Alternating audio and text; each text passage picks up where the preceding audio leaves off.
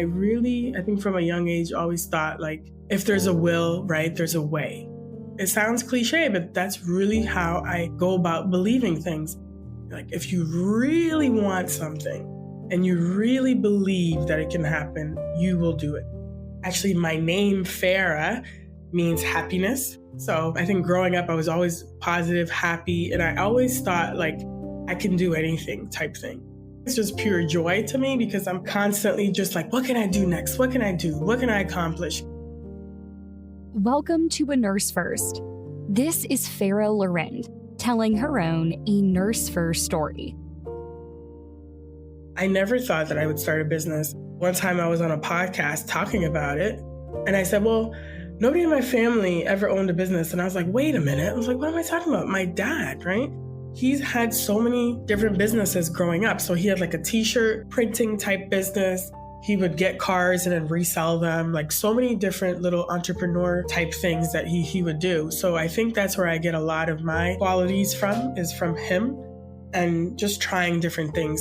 And then someone said to me, you should turn you helping other people into a business, because naturally I always fell into a role of a coach or career guidance. People would come to me for interview questions. And I always had a passion, like if I've met a new nurse, I was like, oh, so like, what are you interested in? And we would go into this path of like me asking them about their career because I was so curious and interested. And because of my background, where my one faculty member told me what I couldn't do, my clinical instructor told me that I would never be an ER nurse. She asked me one day, Farah, what type of nurse do you want to be? And I said, I want to be an ER nurse. I want to be like those nurses, life trauma in the ER. And she said, you'll never be one of those nurses. You're too unorganized. You should start in med-surg. And I was like, what? I was like, why would the educator ever say that, right? And of course, I didn't listen to her. And in my head, I was like, watch me, lady. I will get this ER job. I got hired as a nursing student before I even took my licensing exam. And it was rare to hire new grads into the ER. I was a level 1 trauma nurse. I absolutely love trauma, but I always had a passion for education. Anytime nursing students would come to the ER, I would say, let me have them, I'll take them. And people would like roll their eyes and say, I don't want the student. I'm like, I'll take all the students. So I always fell into this coach kind of mentor, protector of nursing students and new grads because I absolutely love them.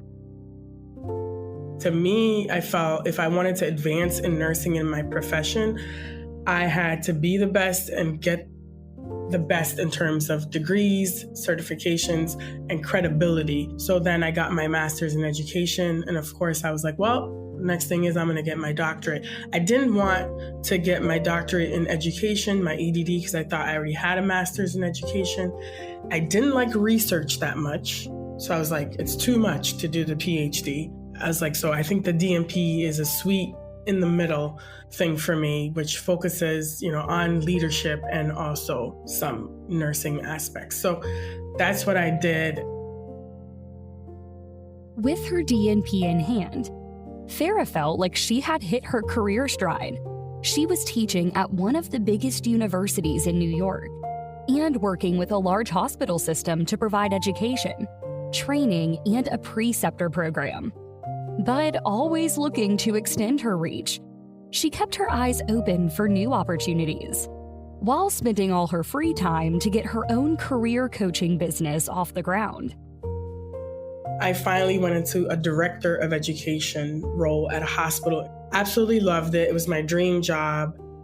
And then one day, they called me into the office when I was in the middle of an education meeting, and I was just building up my education team.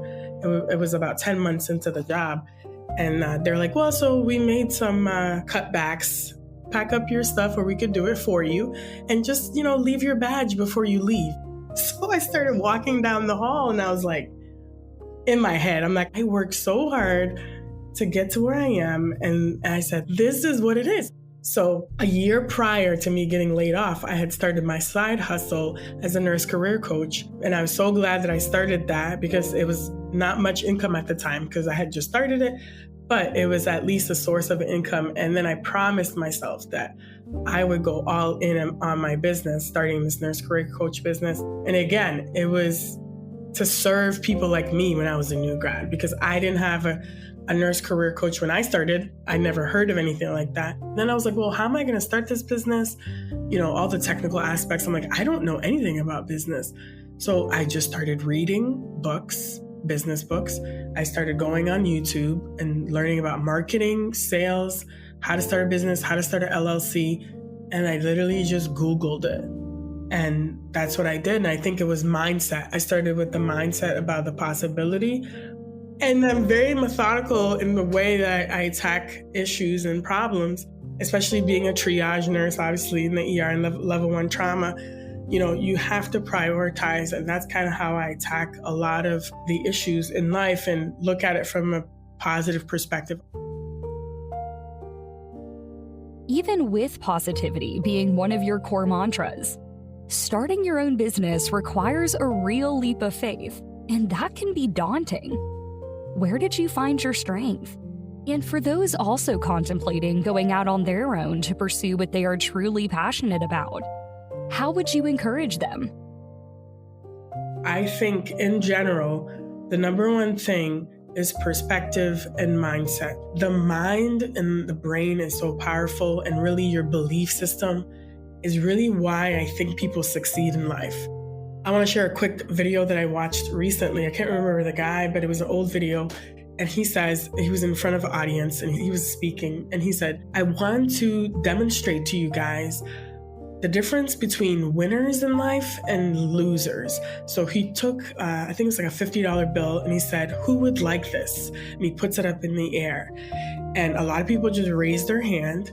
And there was this one lady who literally walked up and just grabbed the $50. And he said, there you go. He said, that's the example. He's like, winners in life are people who take action and who go after what they want.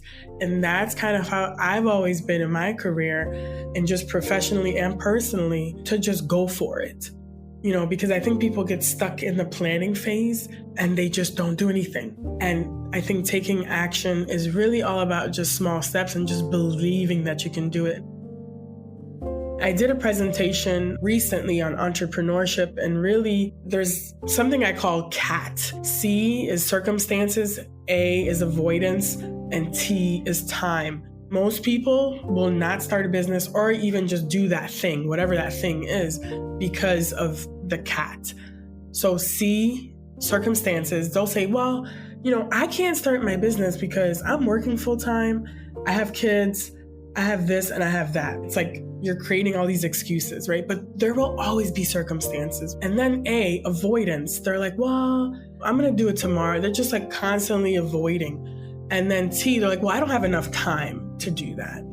So that's why people don't do it. So to me, I was like, well, I'm just going to go for it. And literally I did the LLC within I think 4 days, it was already established. Boom, it was done.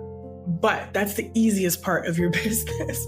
It's truly the easiest part, because you have an LLC, okay, great, nobody knows about it. So it's that's where the marketing part comes in, and you being visible on not just social media, but just telling people about it.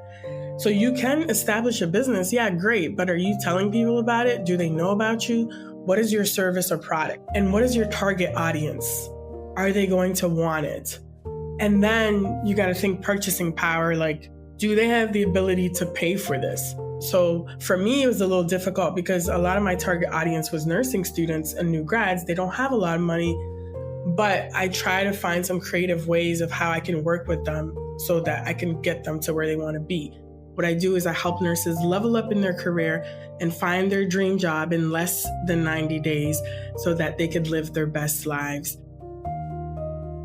Time is so precious. You don't want to waste time being in areas that don't serve you and that you don't have purpose and fulfillment. Pursue what it is that you want and you're passionate about, and don't listen to people telling you what to do or how to do it, because there's no one linear or correct way to do it. Just do it how you feel best fits you. Thank you for listening to A Nurse First from Sigma. If you loved this episode, do us a favor and subscribe, rate, and leave us a review. It is very much appreciated. For more information about A Nurse First and Sigma, visit sigmanursing.org. Until next time.